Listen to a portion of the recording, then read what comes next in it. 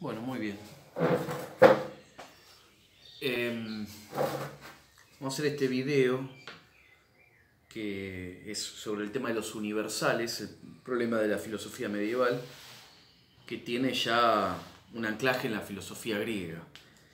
Lo grabamos porque algunos cursos, algunos textos no lo pudimos ver en Zoom, entonces bueno, para completar hacemos este video. Algunos otros ya lo han visto en Zoom, pero bueno, si ya queda, les queda la explicación. Bien, en el Imperio Carlomagno, ¿no? En el siglo VIII, ¿no? Es como que con el Renacimiento carolingio, la filosofía sale de los monasterios, ¿no? De los monasterios. Y son llamados a la corte del emperador los sabios que están dispersos por el imperio. Y ya Carlos el Calvo, que era el nieto de Carlomagno, en la escuela palatina, ¿no? Llama a Escoto Eriúgena. Escoto Eriúgena es el principal de la escuela palatina. Vemos en la escuela, entonces, en la escuela palatina del palacio, a Escoto Eriúgena.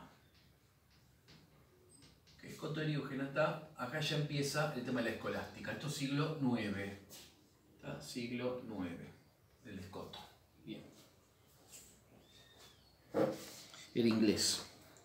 Y en esta época empieza este problema, ¿no? La cuestión de los universales, que todo surge de un libro de un neoplatónico, ¿tá? Del siglo III, que había sido discípulo de Plotino, que en el video del neoplatonismo, que fue un video muy cortito, ahí lo nombramos, era Porfirio, que escribió un libro que se llama Isagoge, que es un comentario, ¿no? a la introducción a las categorías de Aristóteles, ¿no? En griego.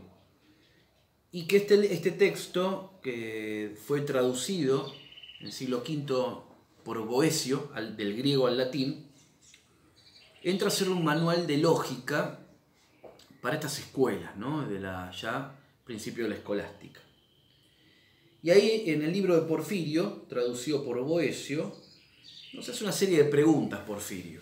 Es una serie de preguntas. Que estas preguntas van a engendrar este problema, o uno de los primeros problemas de la escolástica, que va a ser la cuestión de los universales.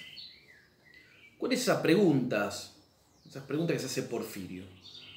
No se pregunta, ¿existen realmente los universales o son puras ficciones de la mente, ¿no? Ese universal, ¿no? Tenemos el concepto universal en nuestra mente, hombre, perro, gato, triángulo, cuadrado. La pregunta es, ¿existe ese universal fuera de mi mente? ¿Procede de la realidad o son simples ficciones, simples fábulas, ilusiones de nuestra mente? Y acá evidentemente hay dos primeras posiciones, ¿no? Una por sí y la otra por no. Es decir, unas que van a afirmar que sí existen, ¿no? Los universales fuera de nuestra mente, y acá vamos a tener el realismo. Y la que sostienen que no, se llama el nominalismo. Entonces tenemos, si el universal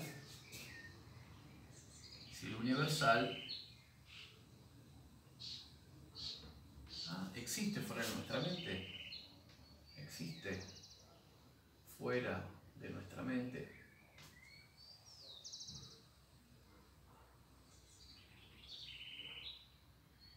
a la esencia universal, hombre, perro, gato, existe en nuestra mente. Y por un lado tenemos sí, los que afirman que sí, y los que sostienen que no.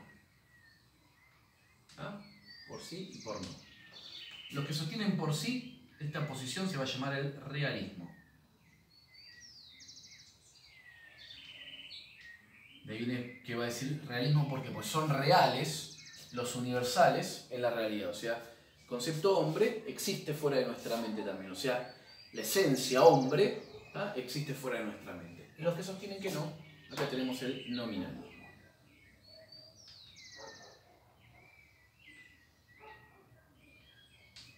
Bien, entonces tenemos estas dos posiciones bien extremas, por sí y por no. Realismo, nominalismo. Ahora bien, se pregunta, si existen, dentro del realismo, si existen, ¿qué naturaleza tienen estos universales? ¿Existen fuera de las cosas materiales o están implicadas en ellas? ¿No?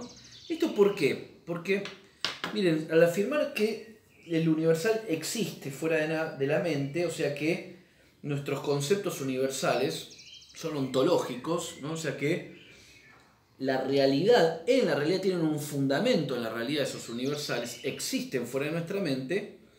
¿Tá? ¿Por qué? Porque si bien nadie vio un triángulo, nadie vio el triángulo, ¿tá? Nadie vio el hombre, yo no veo el hombre, lo veo a un individuo, Juan, Pedro, María, por ejemplo, pero no veo el hombre, no veo el triángulo, pero sin embargo todos entienden lo que es el triángulo, lo que es el hombre. Entonces el tema está que, claro, yo digo, lo veo a Juan y digo, Juan es hombre, es un hombre. O sea, tengo el concepto universal hombre. Entonces la pregunta está, porque el universal está en mi mente, pero bueno, existe fuera de mi mente, porque fuera de mi mente veo solamente cosas individuales, hombres individuales, Juan, Pedro, María, pero al mismo tiempo entiendo que Juan es hombre, entiendo que esta tiza individual y concreta, que es distinta a otra tiza, la entiendo a las dos como tizas. Entonces el tema está acá, nadie vio, ¿no? Nadie vio los universales, pero todo el mundo los entiende. Hombre, perro, gato, tiza, ¿tá? Y aparte que, bueno, no solamente que todo el mundo lo entiende, sino que la misma ciencia, ¿tá? Se fundamenta, versa en los universales, ¿no? Porque no hay ciencia de lo individual, como bien empieza a intuir Sócrates y después se desarrolla en Platón y en Aristóteles. No hay ciencia de lo individual, sino que hay ciencia de lo universal. Por eso, cuando, qué sé yo, en antropología, por ejemplo, bueno, se estudia lo que es la naturaleza humana, se estudia lo que es el hombre, no Juan, Pedro o María. ¿Se entiende? O en biología, se estudia el sistema circulatorio en el hombre, ¿no? Pero no este sistema circulatorio de Juan Pablo o este sistema circulatorio de Roberto. No, lo que es en sí mismo el sistema circulatorio. Después estará la clínica, que bueno, intentarán de alguna manera, van al individuo, pero tienen que tener esta ciencia universal. ¿Tá? Entonces la pregunta es, ¿qué naturaleza tienen estos universales? Porque mi mente es universal. Bueno, si existen fuera de nuestra mente, fuera de nuestra mente, es universal, bueno, ¿qué naturaleza tiene? ¿Qué son, en última instancia, ¿no? ¿Qué clase de ser tienen esos universales? ¿Tá? Ahora bien, ¿están esos universales en las cosas o no están en las cosas? ¿Tá? O sea que este problema del realismo, ¿no? ¿Qué naturaleza tienen los universales? Y si existen fuera de las cosas materiales o están implicadas en ellas, late en el fondo el problema original de la filosofía, ¿no? Que había comenzado en los griegos, ¿no? Las relaciones entre la percepción de los sentidos y la racionalidad. Los sentidos me ponen en contacto con una realidad individual y concreta, contingente, mudable. En cambio, la experiencia de la razón, con las ideas que están en la razón, esos conceptos universales, me ponen en contacto con algo universal y necesario, la idea de hombre. La idea de hombre no ha cambiado, el concepto hombre no cambia, ¿no? Cuando Sócrates veía a su esposa, la entendía como humana, ¿se ve? Cuando lo veía un amigo lo entendía como hombre. Nosotros también lo entendemos como hombre, o sea que ese concepto no ha cambiado, está. Es algo que no es contingente, ¿no? Y aparte es universal. Entonces estos dos temas de tratar de conciliar el movimiento por un lado con la percepción de los sentidos, ¿no? La inmutabilidad de las ideas, ¿no? Que ahí tenían las distintas perspectivas en la filosofía griega. ¿Tá? ¿Por qué? Porque los griegos partían de la experiencia racional, ¿no? De la experiencia racional. Y se admiraban por el cambio y la multiplicidad, ¿no? Y los individuos. Ya la mentalidad medieval empieza de alguna manera de la experiencia inmediata de los sentidos, ¿no? Y se sorprende por la universalidad de las ideas. Siempre este problema.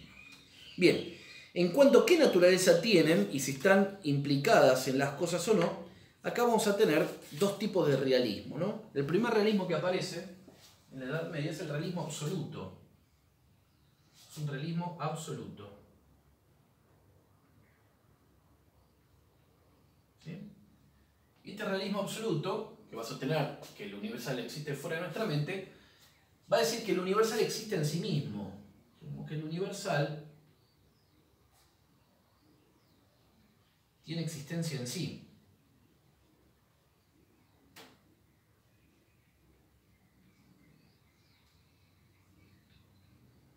Como si fuese una sustancia, no como si fuesen realidades sustanciales.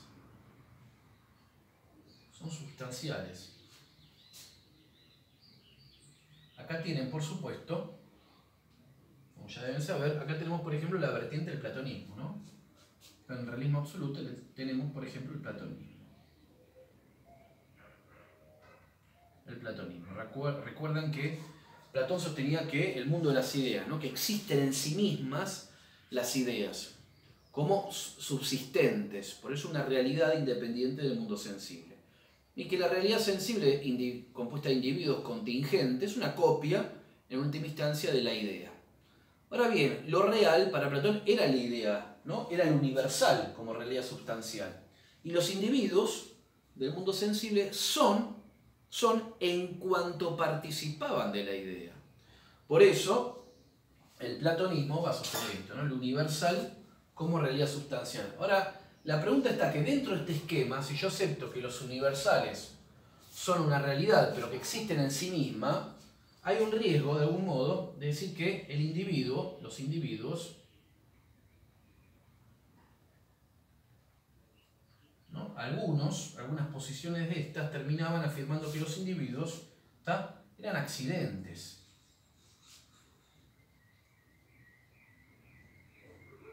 ¿Ves? Sustancia y accidente. Si la sustancia es el universal, los individuos, nosotros, cada uno de nosotros, que no somos realidades universales, sino que somos individuos concretos, parecería que somos accidentes. Por lo tanto, no tendríamos un soporte sustancial. ¿Qué estamos diciendo con esto? Que entonces no tenemos una identidad propia, sino que en última instancia nos terminamos reduciendo, cada individuo humano, por ejemplo, nos terminamos reduciendo a una única realidad que vendría a ser la esencia. Por eso también esto se corría el riesgo, justamente, había riesgo de panteísmo. Había un riesgo de panteísmo, ¿no? De que todo, en última instancia, todo se terminaba reduciendo a una única idea que es Dios, ¿no? Por eso este realismo, el platonismo, lo que va a sostener, vamos a poner así el realismo absoluto, lo que va a sostener es que el universal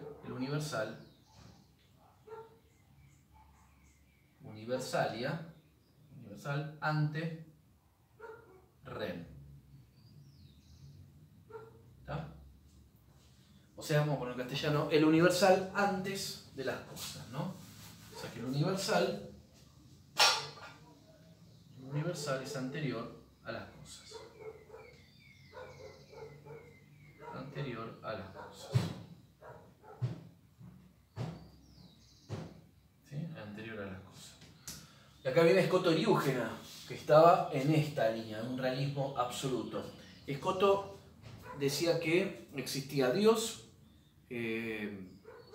como el absoluto, y que Dios creaba, ¿no?, el mundo de las ideas, ¿no?, esta vertiente platónica. O sea, está Dios crea el mundo de las ideas, y que son subsistentes en sí mismas, y por medio de las ideas después crea la realidad sensible, el mundo material, ¿no? O sea que el universal existe en sí mismo. Hay otros autores, por ejemplo San Anselmo, que se puede tomar como un realismo absoluto, dice que el universal, ¿no?, San Anselmo es otro, lo pongo por acá también para que tengan idea. San Anselmo, siglo XI, es también realista en este sentido, afirma que el universal tiene como tres momentos, ¿no? El universal antes de las cosas, en cuanto que están en la mente de Dios, las ideas creadoras están en la mente de Dios. El universal en las cosas, en cuanto que las cosas ya son creadas y tienen una esencia. Y el universal después de las cosas, ¿no?, en cuanto ya están en el concepto, están en nuestra mente. Bien, esto en cuanto al realismo absoluto, ¿no? Después hay otro realismo, que es el realismo moderado. Vamos a poner acá el realismo moderado. Y en este realismo moderado tenemos, por ejemplo, la visión aristotélica, ¿no?, el aristotelismo.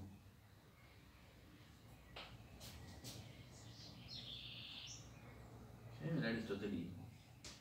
¿Qué es el aristotelismo que va a sostener? Y acá tenemos Santo Tomás, por ejemplo, Aristóteles.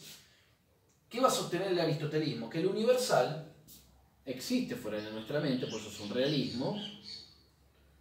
Va a decir, el universal no es anterior a las cosas, como el absoluto, ¿no? Sino que el universal está en las cosas. ¿Sí? En las cosas. En las cosas. ¿Se acuerdan que para Aristóteles el universal no tiene una realidad en sí misma, no es una realidad sustancial el universal, sino que es una cierta realidad, ¿no? Que está en el individuo, En cuanto que tiene una esencia, ese individuo, tiene una esencia, una naturaleza que lo determina a ubicarse en una especie y género de cosas, pero que tiene un asidero, ¿no? En la realidad. Y que la mente lo que hace es abstraerlo, ¿no? Abstraer esa naturaleza que está individualizada en la cosa, la abstrae, forma el concepto universal independientemente de sus notas individuales, ¿no? O sea que el universal está en las cosas. De acá que lo substancial no es el universal, sino que lo substancial es el individuo. La sustancia primera es el individuo. Y si se acuerdan, la sustancia segunda es el universal. ¿Sí? Pero este universal existe en mi mente, en cuanto universal. ¿Se ve? Pero que tiene su fundamento in re, tiene un fundamento en lo real, tiene un fundamento, el concepto universal, en el individuo concreto. ¿Tá? El concepto universal hombre lo saco de Juan. Juan tiene esa naturaleza, se ve que es común a muchos otros. ¿Tá? Esto vendría a ser el realismo moderado, ¿no? El universal en las cosas, Y por último tenemos el nominalismo. El nominalismo, bueno, en verdad hay otra posición más que vamos a ver que es el conceptualismo, ¿no? Poner así, borrarlo para acá. En cuanto al no, tenemos acá el conceptualismo, el nominalismo, ¿no? Sí, el nominalismo. Que va a decir que el universal no existe fuera de nuestra mente, sino que es un mero nombre, ¿no? Nuestros conceptos, podemos decir, no existen de ninguna manera fuera de nuestra mente. No existen, no tienen realidad. Son solo nombres que designamos a un conjunto de cosas que se asemejan entre sí. ¿Tá? Los conceptos universales, el universal, va a decir el nominalismo, es un simple nombre, es un nombre. No representa nada real. Es un concepto vacío, ¿se ve? No tiene alcance en la realidad. Simplemente es un nombre. Que simplemente le damos ese nombre para designar un conjunto de cosas que se asemejan. Es un nombre que para designar un conjunto de cosas, ¿no? Que se asemejan. ¿Qué? Se asemejan, ¿qué se parecen? Yo lo veo a Juan, lo veo a Roberto, ¿y qué termino diciendo de Juan y Roberto? Lo existente para el nominalismo son las cosas individuales y concretas. Ahora, este concepto hombre, universal hombre, ¿de dónde sale? Bueno, cuando lo veo a Roberto, lo veo a Juan, como que percibo que tienen ciertas semejanzas. No tienen un tronco, dos piernas, dos brazos, una cabeza. Y esa cierta semejanza le pongo un nombre. Ese nombre es el universal, hombre. Pero que hombre en verdad no existe fuera de nuestra mente. No es una realidad, ¿se ve? El universal. Ni de manera contenida en el individuo, ni separada, como dice el realismo absoluto, no. Directamente no tiene ningún asidero en la realidad. Es simplemente un nombre que le adjudicamos a cosas que se parecen. Nada más. ¿Tá? Por lo tanto, es como el nombre que le damos a las constelaciones, ¿no? Entonces tenemos la constelación, por ejemplo, no sé, vamos a poner por caso, vamos a poner, qué sé yo, la de Orión, o la constelación de Capricornio.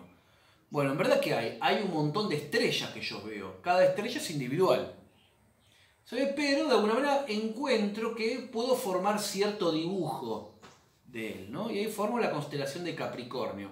Pero en verdad no existe, ¿se ve? No existe en la realidad esa constelación. Es algo que nosotros le ponemos un nombre, algo que se asemeja justamente a tal cosa, ¿no? Es un simple nombre. No hay una unidad. Estamos diciendo que no hay una unidad en este sentido. ¿Está? Bien. Este nominalismo que vamos a tener acá, por ejemplo, en el siglo XIV, a Guillermo de